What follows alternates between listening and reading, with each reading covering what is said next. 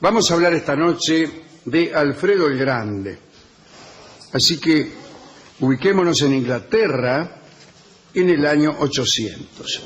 Allí estaba Egberto, el abuelo de Alfredo, que según parece fue el primer rey de Inglaterra. Conquistó y unió varias regiones y estableció un país dividido en 7 reinos a cuya cabeza se colocó él mismo. Esta unión estaba siempre amenazada por los daneses, los vikings, todos esos tipos que venían e invadían cada tanto. Alfredo nació en el año 849. Era hijo de Ethelwulf y tenía 4 hermanos. A los 5 años nomás lo mandaron a Roma y el Papa León IV en persona se encargó de su educación y parece que lo hizo bien, porque Alfredo fue extraordinariamente erudito. Algunos creen que fue el fundador de la Universidad de Oxford. Sin embargo, lo que sí es cierto es que tradujo del latín al inglés las Confesiones de San Agustín, la obra de Beda y de Boecio, de Beda el Venerable, ¿no? Mientras Alfredo estudiaba, su papá, Ethelwulf, vamos a llamarlo, fue rey, pero en realidad duró poco tiempo, ¿no? Después, por orden de sucesión, le tocó a los hermanos mayores de Alfredo, que eran Etebaldo, Ethelberto y luego Ethelredo. ¿Qué hace? Suerte que terminaran ahí los Sí, nombres. porque si no ya empezaban a estar como Garuto. Estos reyes de Inglaterra estaban acostumbrados a las típicas incursiones de las huestes nórdicas que incluso hemos mentado en los primeros párrafos de esta monografía. Bueno, estas huestes saqueaban lo que encontraban y apenas amontonaban un botín, se las tomaban, ¿no? Pero en el año 868, durante el reinado de Ethelredo, las cosas cambiaron. Una gran flota danesa, que llevaba a bordo un gran ejército, y también mujeres y niños, llegó a la ciudad de York y la tomó como para quedarse.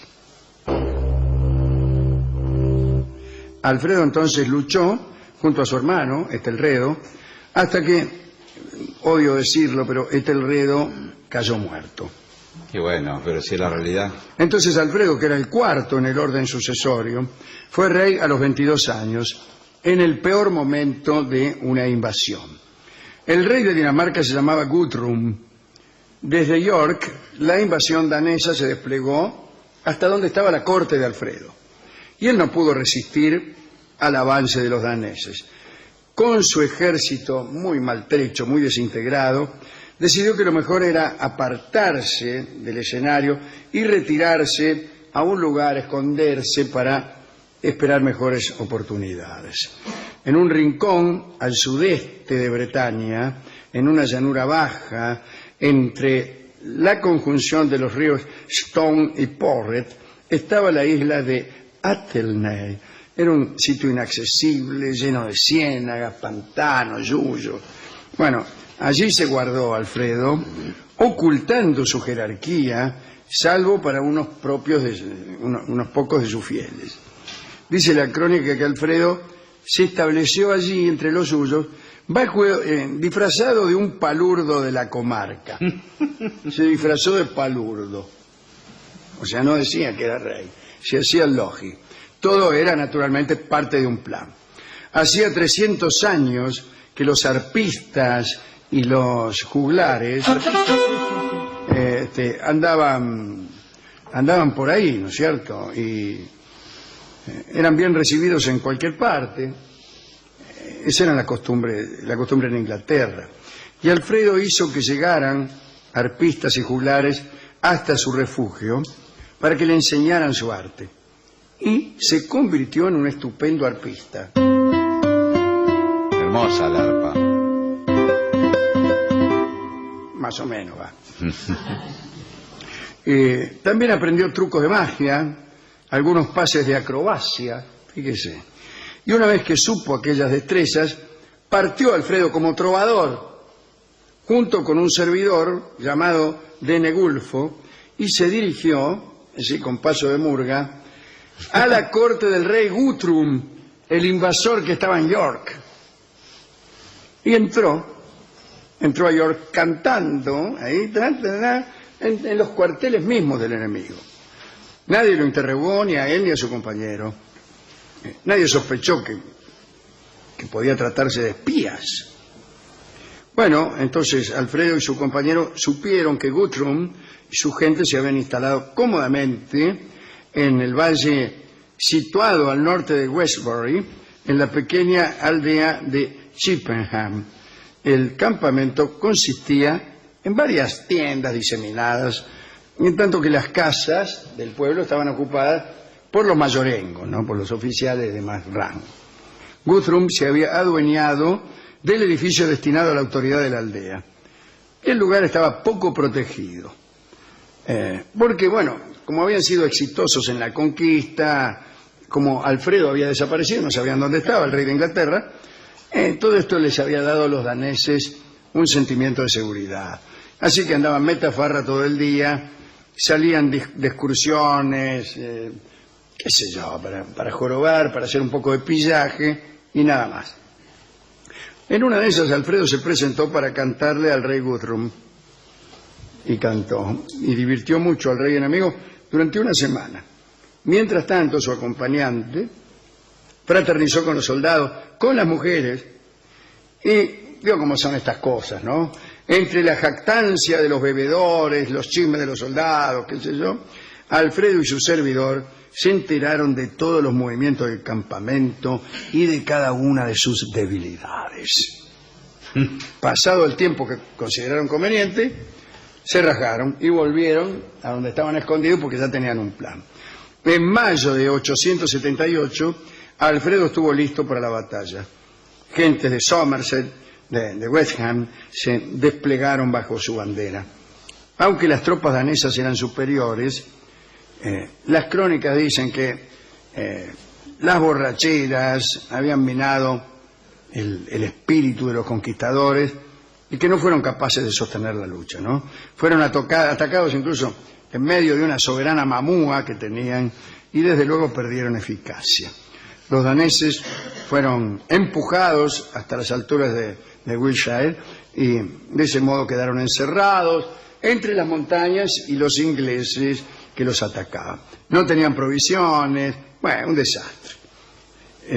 Al cabo de un mes, Guthrum se rindió. Las invasiones danesas no cesaron, por el contrario, continuaron, pero nunca pudieron volver a establecerse en Inglaterra. Entre invasión e invasión, Alfredo continuó con sus estudios y también tocando el arpa. Se convirtió en un hombre triste. ¿Sabe por qué? Porque era sabio. Y era el único sabio que había en Inglaterra. Entonces estaba esperando, vivió toda su vida esperando que llegara un sabio que pudiera enseñarle algo. Y no llegaba, salía todas las tardes, miraba el camino a ver si venía algún sabio y no venía ninguno. Era el único que sabía algo en Inglaterra. Como hemos dicho, lo habían mandado a estudiar a Roma, había aprendido casi todo lo que se podía aprender y había vuelto a una tierra recién nacida, de escasa cultura, donde casi nadie sabía leer y escribir, donde nadie tenía libros y el tipo se aburría esperando que alguien le enseñara algo. Dice el cronista que querer saber fue, sin embargo, lo que más ayudó a este rey. Alfredo gobernó hasta el 899, cuando murió, joven aún, a los 50 años. Bueno, las guerras han evolucionado hoy en día, ¿no? Usted no se imagina a Obama metiéndose en el campamento enemigo para cantar Mi Noche Triste, ¿no? Pero bueno, tiene también que ver con que antes no se conocía la cara de los reyes, entonces era fácil hacerse pasar por quien uno no era. Hemos ido a la discoteca haciéndonos pasar por gerentes. Y el discotecario no nos creyó, nos dijo que no teníamos el caminar propio de los gerentes. ¿Cómo es? El compadrón, el gerente era el compadrón.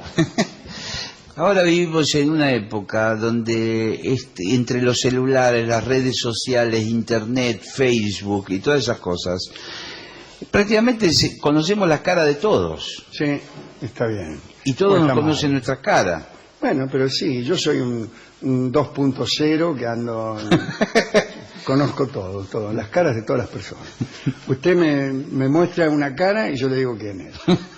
Bueno, no es una gran habilidad. El caso es que me dio finalmente un disco que hace alusión al canto de Alfredo en el campamento danés, ¿no? El tango se llama Tal vez será su voz.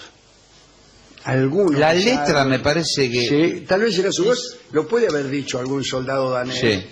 Cuando oyó la voz de Alfredo, dice, ¿no será este el rey de Inglaterra? Tal vez será su voz. ¿Qué sé yo? Sí, pero señor. Puede ser. Sí, pero capaz Para que mí es habla- un tango que fue escrito pensando en ese episodio, ¿o no? No, a mí me parece que por ahí es otra cosa. No, el episodio es previo al tango, además. Bueno, por eso mismo digo... Pero muy previo. Por eso el tango fue escrito en relación al episodio. Pero y menciona- no al episodio En sucedido relación al tango. en virtud del tango. Tiene razón, ¿eh? Sí, claro que tengo razón. Pocas veces tengo razón. Esta es una de ellas. Está así. Esta la noto. Fíjese la clase de razones que tengo. Bueno, muy bien. Escuchemos entonces, tal vez será su voz, en la voz de nuestro Horacio Molina. Adelante.